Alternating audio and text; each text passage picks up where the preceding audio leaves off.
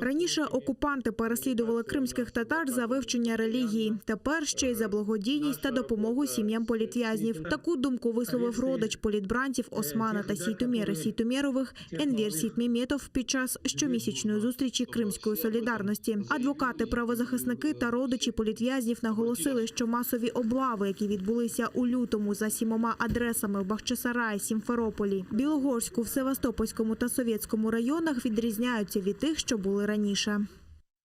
Людям дают большие сроки за то, что они раньше читали книги, приходили в мечеть, изучать свою религию.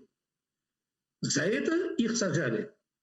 Теперь уже стали сажать, арестовывать за то, что они помогают, за то, что они не доносят. Это абсурд. Еще что примечательно, эти обыски проходили в 4 утра.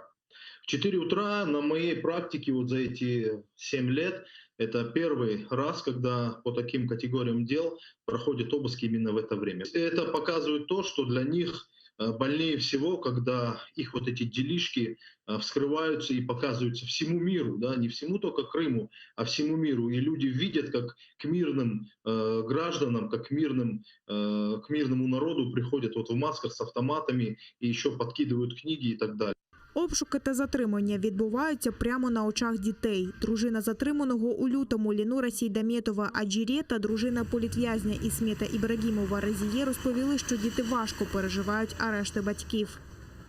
Меня с детьми в одной комнате охраняли и не давали ни к чему не прикоснуться, ни выйти.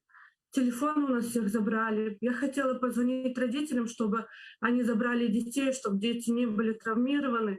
Мне не разрешили. Дети испугались, плакали, а они им сказали, что не бойтесь, мы снимаем кино, завтра вашего папу выпустят. Ну, естественно, это было ложью, потому что в этот же день состоялся суд. Дети перенесли сильный испуг и по сей день боятся мужчин. На глазах у детей мужчины в масках и с автоматами водили их отца из комнаты в комнату. Это психологически отразилось на детях. С их лица спала улыбка. Они на долгое время перестали воспринимать окружающую реальность. Они потеряли того, кто радовал и защищал их.